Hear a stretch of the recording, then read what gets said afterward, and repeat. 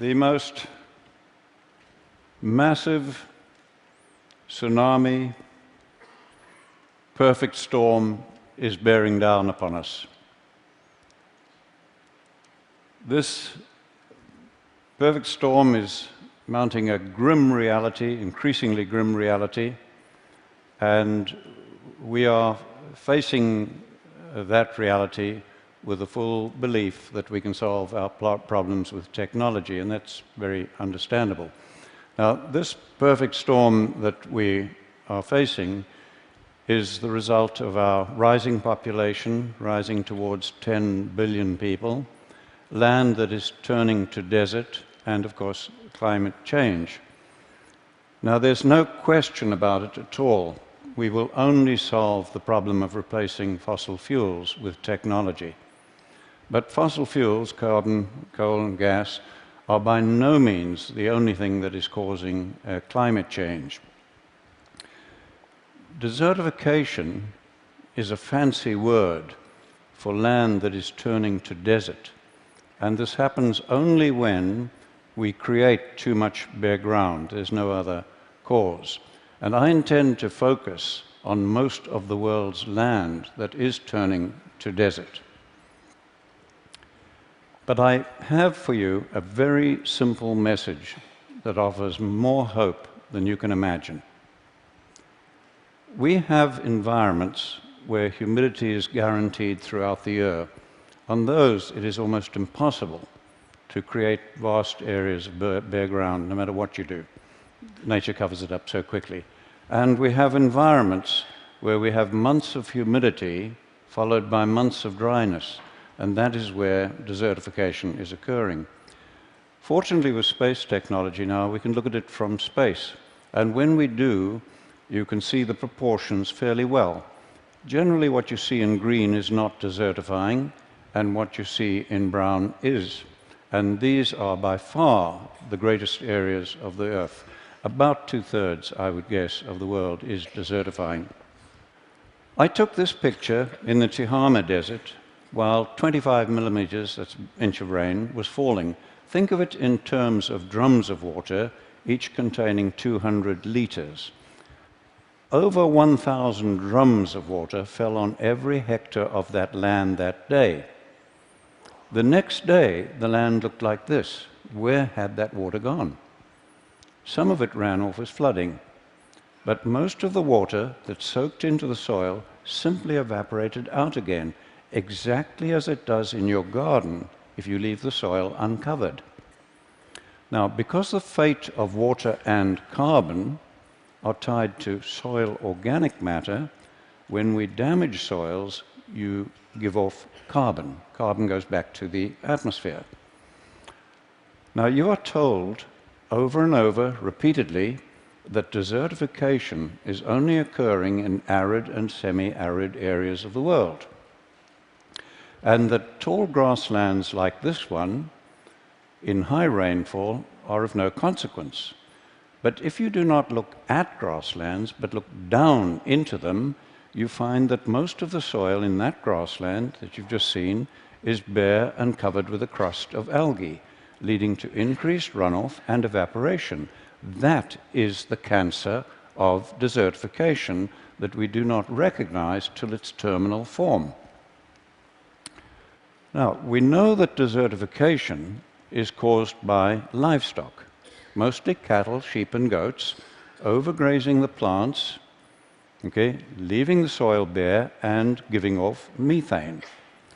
Almost everybody knows this, from Nobel laureates to golf caddies, or was taught it, as I was. Now, the environments like you see here, dusty environments in Africa, where I grew up, and I loved wildlife, and so I grew up hating livestock because of the damage they were doing. And then my university education as an ecologist reinforced my beliefs. Well, I have news for you. We were once just as certain that the world was flat. We were wrong then, and we are wrong again. And I want to invite you now to come along on my journey of re-education, and discovery. When I was a young man, a young biologist in Africa, I was involved in setting aside marvelous areas as future national parks. Now, no sooner, this was in the 1950s, and no sooner did we remove the hunting, drum-beating people to protect the animals, then the land began to deteriorate, as you see in this park that we formed. Now, no livestock were involved, but suspecting that we had too many elephants now, I did the research and I proved we had too many, and I recommended that we would have to reduce their numbers and bring them down to a level that the land could sustain. Now, that was a terrible decision for me to have to make, and it was political dynamite, frankly. So our government formed a team of experts to evaluate my research. They agreed with me, and over the following years, we shot 40,000 elephants to try to stop the damage. And it got worse, not better. Loving elephants as I do, that was the saddest and greatest blunder of my life, and I will carry that to my grave. One good thing did come out of it. It made me absolutely determined to devote my life to finding solutions. When I came to the United States, I got a shock to find national parks like this one desertifying as badly as anything in Africa. And there'd been no livestock on this land for over 70 years. And I found that American scientists had no explanation for this except that it is arid and natural. So I then began looking at all the research plots I could over the whole of the western United States where cattle had been removed to prove that it would stop desertification. But I found the opposite. As we see on this research station, where this grassland that was green in 1961, by 2002, had changed to that situation. And the authors of the position paper on climate change, from which I obtained these pictures, attribute this change to unknown processes. Clearly, we have never understood what is causing desertification, which has destroyed many civilizations and now threatens us globally. We have never understood it. Take 1 square meter of soil and make it bare, like this is down here, and I promise you, you will find it much colder at dawn and much hotter at midday than that same piece of ground if it's just covered with litter, plant litter. You have changed the microclimate. Now, by the time you are doing that and increasing greatly the percentage of bare ground on more than half the world's land, you are changing macroclimate. But we have just simply not understood why was it beginning to happen 10,000 years ago? Why has it accelerated lately? We had no understanding of that. What we had failed to understand was that these seasonal humidity environments of the world, the soil and the vegetation, developed with very large numbers of grazing animals. And that these grazing animals developed with ferocious pack-hunting predators. Now, the main defense against pack-hunting predators is to get into herds. And the larger the herd, the safer the individuals. Now, large herds dung and urinate all over their own food, and they have to keep moving. And it was that movement that prevented the overgrazing of plants, while the periodic trampling ensured good cover of the soil, as we see where a herd has passed. This picture is a typical seasonal grassland. It has just come through 4 months of rain, and it's now going into 8 months of dry season. And watch the change as it goes into this long dry season. Now, all of that grass you see above ground has to decay biologically before the next growing season. And if it doesn't, the grassland and the soil begin to die. Now, if it does not decay biologically, it shifts to oxidation, which is a very slow process, and this smothers and kills grasses, leading to a shift to woody vegetation and bare soil releasing carbon. To prevent that, we have traditionally used fire. But fire also leaves the soil bare, releasing carbon. And worse than that, burning 1 hectare of grassland gives off more and more damaging pollutants than 6,000 cars. And we are burning in Africa every single year more than 1 billion hectares of grasslands, and almost nobody is talking about it. We justify the burning as scientists because it does remove the dead material and it allows the plants to grow. Now, looking at this grassland of ours that has gone dry, what could we do to keep that healthy? And bear in mind, I'm talking of most of the world's land now. Okay? We cannot reduce animal numbers to rest it more without causing desertification and climate change. We cannot burn it without causing desertification and climate change. What are we going to do?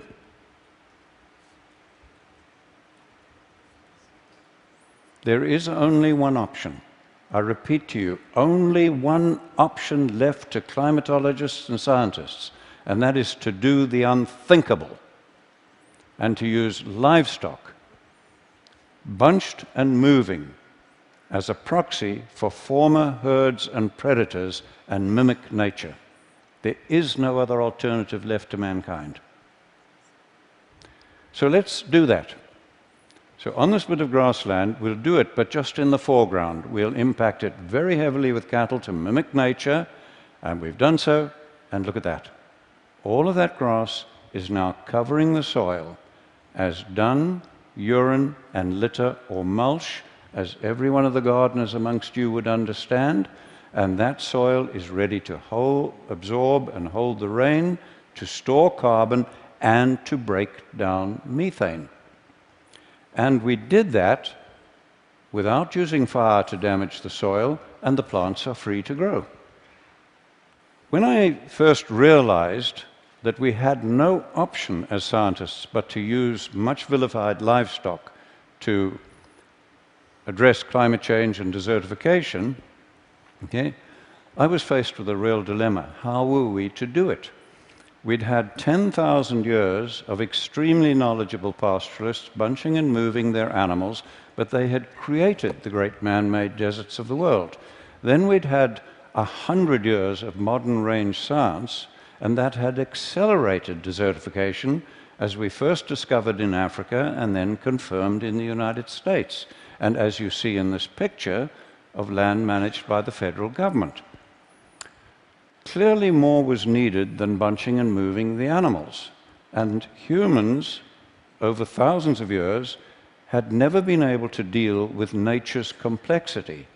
But we biologists and ecologists had never tackled anything as complex as this. So rather than reinvent the wheel, I began studying other professions to see if anybody had.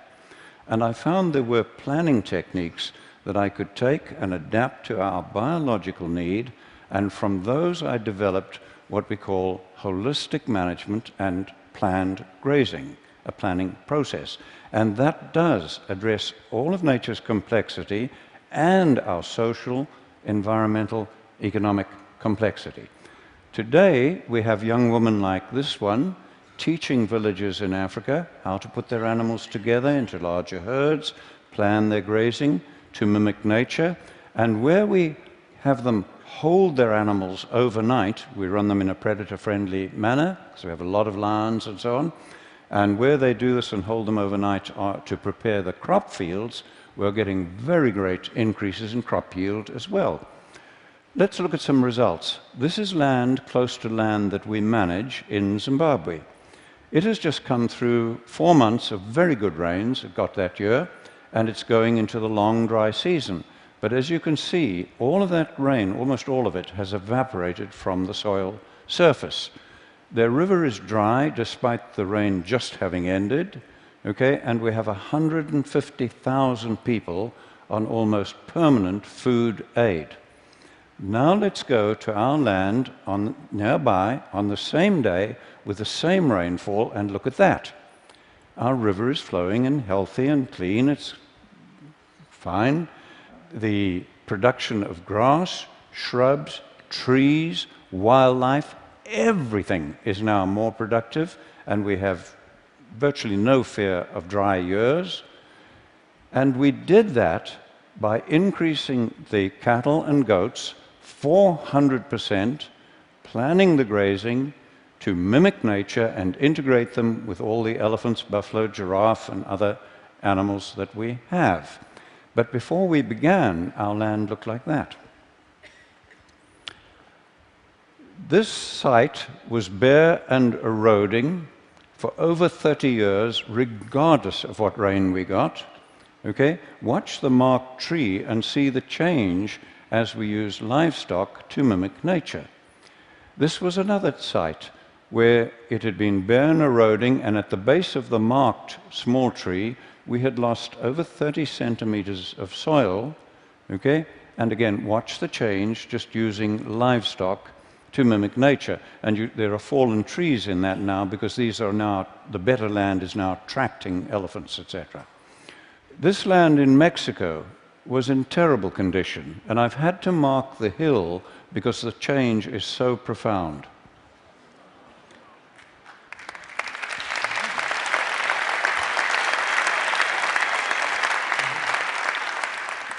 I began helping a family in the Karoo Desert in the 1970s, turn the desert that you see on the right there back to grassland, and thankfully now their grandchildren are on the land with hope for the future.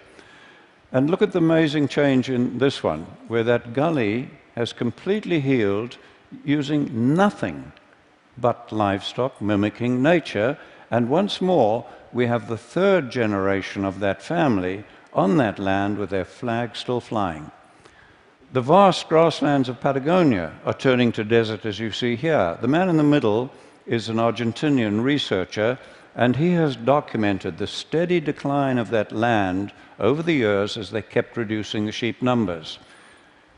They put 25,000 sheep in one flock, really mimicking nature now, with planned grazing, okay, and they have documented a 50% increase in the production of the land in the first year. We now have in the violent Horn of Africa pastoralists planning their grazing to mimic nature and openly saying it is the only hope they have of saving their families and saving their culture. 95% of that land can only feed people from animals. I remind you that I am talking about most of the world's land here that controls our fate, including the most violent region of the world where only animals can feed people from about 95% of the land. What we are doing globally is causing climate change as much as, I believe, fossil fuels, and maybe more than fossil fuels. But worse than that, it is causing hunger, poverty, violence, social breakdown, and war. And as I am talking to you, millions of men, women, and children are suffering and dying.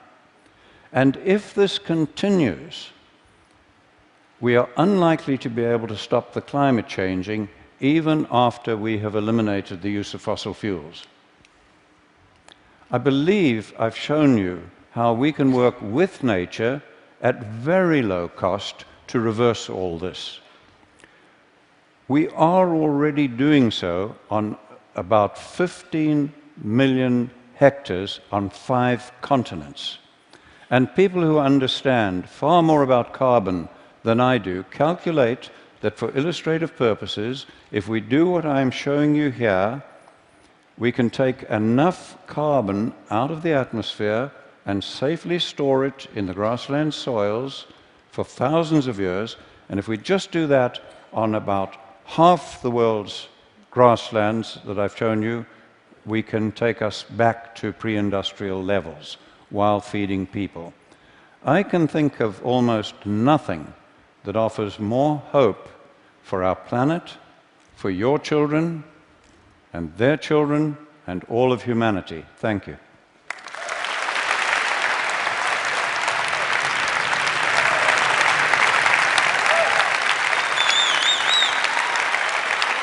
Thank you. Well.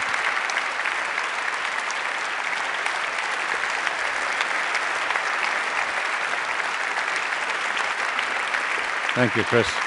Thank you. Thank you. I have, and I'm sure everyone here has, A, 100 questions, B, wants to hug you. I'm just going to ask you one quick question. When you first start this, and you bring in a flock of animals, it's desert. What do they eat? How does that part work? How do you start? Well, we've done this for a long time, and the only time we have ever had to provide any feed is doing mine reclamation, where it's 100% bare. But many years ago, we took the worst land in Zimbabwe, where I offered a £5 note in a 100-mile drive if somebody could find one grass in a 100-mile drive. And on that, we trebled the stocking rate, the number of animals, in the first year with no feeding, just by the movement, mimicking nature, and using a sigmoid curve, that principle. It's a little bit technical to explain here, but well, I would love to. Yeah. I mean, this is such an interesting and important idea. Yeah. The best people on our blog are going to come and talk to you and try and. I want to get more on this that we wonderful. Can share along with the talk.